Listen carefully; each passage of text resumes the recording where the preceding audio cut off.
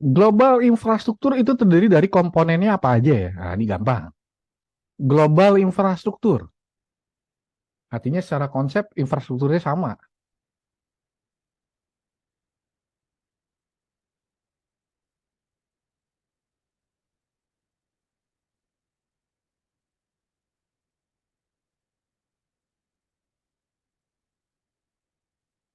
Ya, kalau masih bingung, bingung di mana?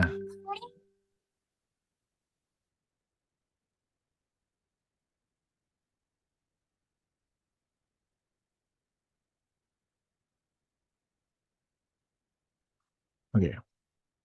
Oke.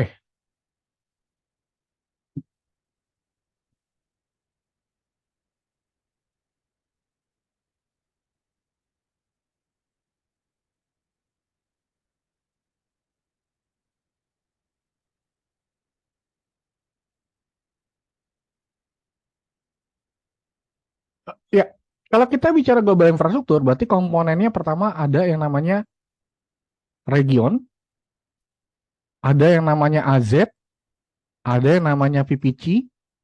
Nah, itu yang dimaksud dengan global infrastruktur.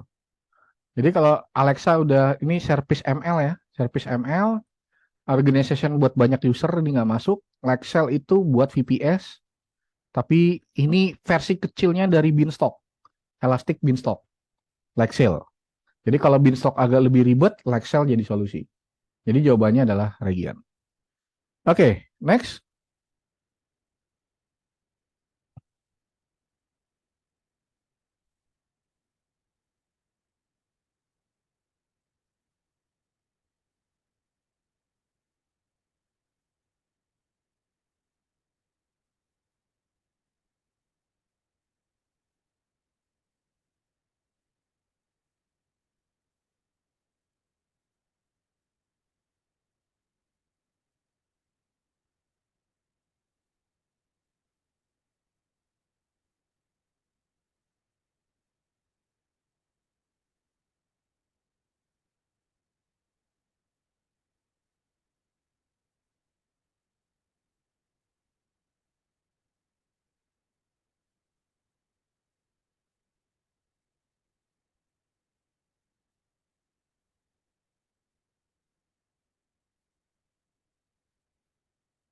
Oke, untuk nge-track activity user.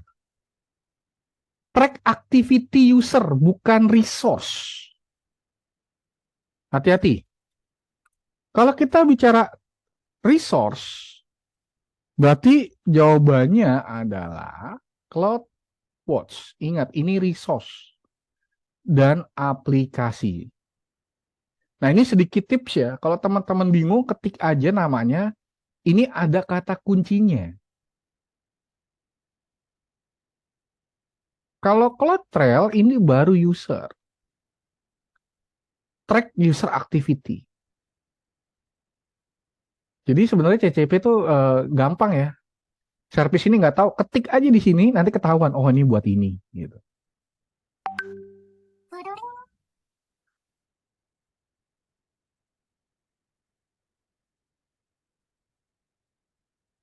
Oke, hati-hati. Ini kalimatnya jelas. Jadi jawaban yang benar adalah CloudTrail. Next.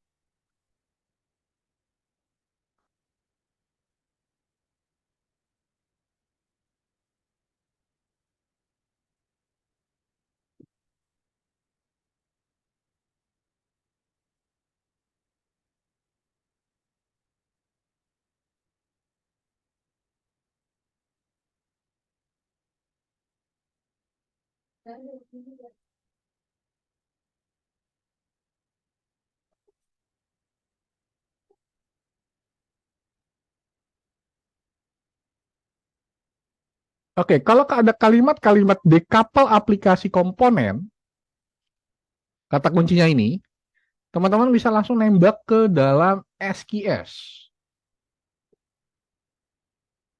Kalau glue ini kalimat-kalimat ETL, SNS ini PubSub, jadi notifikasi saja. SWF ini sekarang udah nggak ada namanya, berubah menjadi namanya bukan SWF, tapi namanya apa sih saya juga lupa juga. Oke, step function nih kalau nggak salah deh. Iya, namanya berubah, step function. Jadi SPF itu udah nggak ada, service nggak ada ini. Dirubah mengganti dengan step function. Gitu. Oke, jadi kalau teman-teman bingung, kalau kita cek SQS, lihat, message queue. Oke, kita masuk ke sini.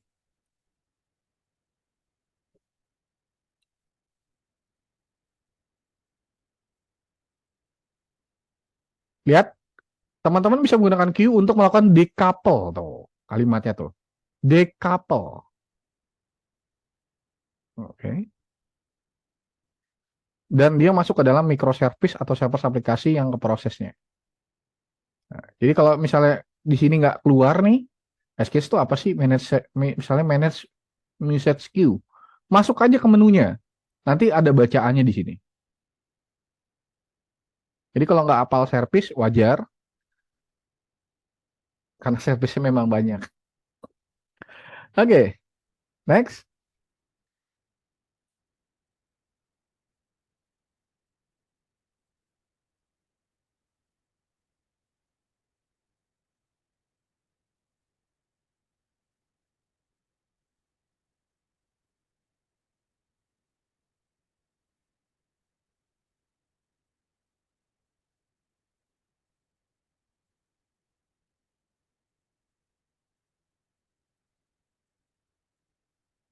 Nah, di sini ada kalimat mau connect antara on-premise atau server dia dengan AWS. Tapi di sini ada kalimat lagi. Konsisten bandwidth dan performance. Jadi kalau kita bicara konsisten, artinya jaringannya itu nggak ada masalah. Kalau kita menggunakan internet, itu bandwidth itu nggak konsisten. Ingat, namanya internet itu pasti ada aja gangguan. Kita maunya tuh konsisten dan performanya bagus. Jadi kita butuh namanya colok langsung istilahnya. Nah kalau VPN masih butuh internet. Amazon Connect ini buat SSH. Jadi kalau Amazon Connect ini buat SSH. CloudFront ini buat CDN. Dan nggak ada hubungan untuk koneksi ya. Jadi jawabannya adalah Direct Connect. Gitu. Jadi kalau teman-teman belum tahu Amazon Connect, nah ini kayak gini. Sebentar. Saya masuk ke dalam situ.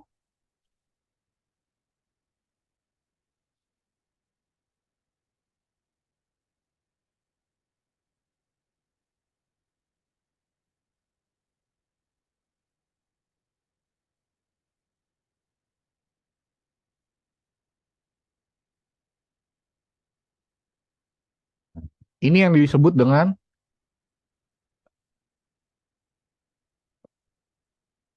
Amazon Connect. Menunya ada di situ. Jadi kalau teman-teman lihat, Connect. Oh. Contact Center Enable Engagement at any scale. Nah ini ya. Jadi kalau teman-teman lihat, ini contact center. Oke. Dan juga bisa juga SSH. Nah, ini contact center ya. Dan ini kalau teman-teman lihat, instance juga. Ya, lihat, create instance. Oke, next. Ayo, teman-teman yang lain bisa jawab kok, nggak usah khawatir.